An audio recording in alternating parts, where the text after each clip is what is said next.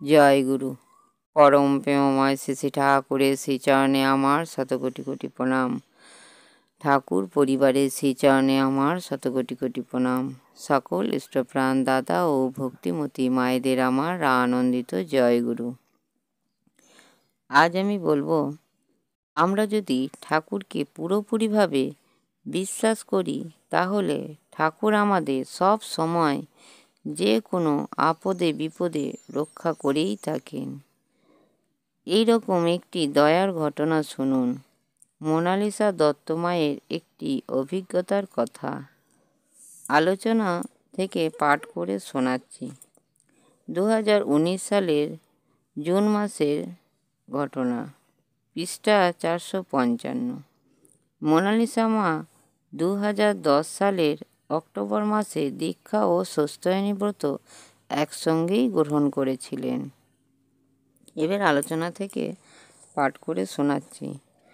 2010 সালে যখন থাকতাম কলকাতায়, হোস্টেলে নিরামিষ খাবার ব্যবস্থা ছিল। পরে মেসে রান্না করে খেতাম। যদি বলেন আপনার সন্তানদের অসুবিধা হবে ভাবতেই পারেন।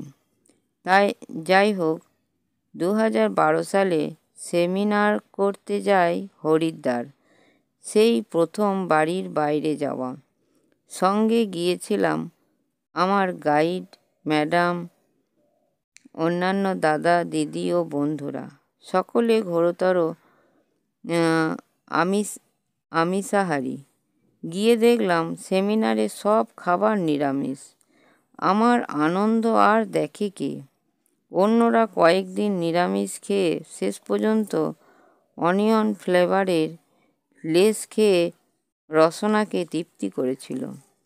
সেমিনার ছাড়া অন্যান্য জায়গায় খাবার সময় ঠাকুরের দয়ায় দুজন দাদা, একজন গুরুভাই অতি সযত্নে ভোজনের ব্যবস্থা করেছিলেন।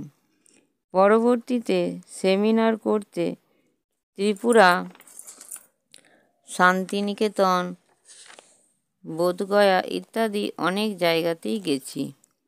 বোধগয়াতে তো পেঁয়াজ ছাড়া খাবার পাওয়ার কল্পনাই করা যায় না। চাটনিতেও পর্যন্ত পেঁয়াজ দিয়ে আলু ভাজা নিয়ে এসে বলে, পেঁয়াজ কাহা হ্যায়, এ নেহি খায়েঙ্গে তো খায়েঙ্গে ক্যা। যাই হোক, সারাদিনে জুটল দই ভাত আর রাত্রিরে গুঁড়ো দুধ ঠান্ডা জলে গুলে আধপোড়া রুটি। এইভাবে টানা 7 দিন। বিশ্বাস করুন, কষ্ট হয়নি এতটুকু। শরীর খারাপ করেনি, এনার্জিও কমে যায়নি।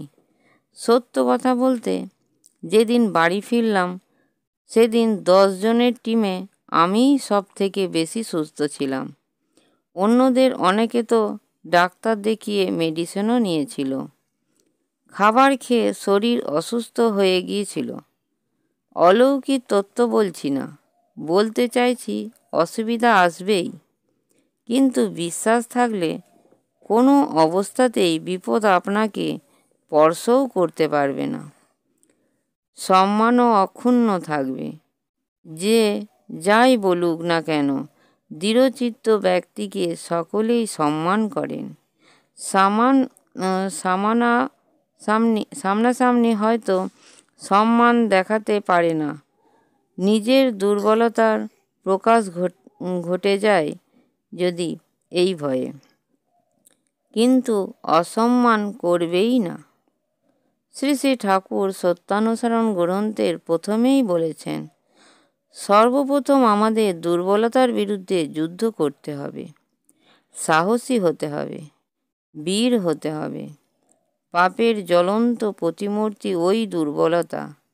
তারাও যত শীঘ্র পারো ওই রক্ত শোষণকারী অবসাদ উৎপাদক ভ্যাম্পায়ারকে। স্মরণ করো তুমি সাহসী, স্মরণ করো তুমি শক্তির তনয়, স্মরণ করো তুমি পরমপিতার সন্তান। আগে সাহসী হও, অকপট হও, তবে জানা যাবে তোমার ধর্মরাজ্যে ঢোকার অধিকার হয়ে জন্মেছে। ভিডিওটি ভালো লাগলে একটি সাবস্ক্রাইব করে লাইক, কমেন্ট ও শেয়ার করে আমাকে পরের ভিডিওটি করতে উৎসাহিত করবেন। আর যারা যারা আমার চ্যানেলটি সাবস্ক্রাইব করেছেন তাদেরকে অসংখ্য ধন্যবাদ। পরম পিতার আতুল চরণে আমার প্রার্থনা, সবাই ভালো থাকবেন, সুস্থ থাকবেন ও আনন্দে থাকবেন। জয় গুরু। বন্দে পুরুষোত্তমম।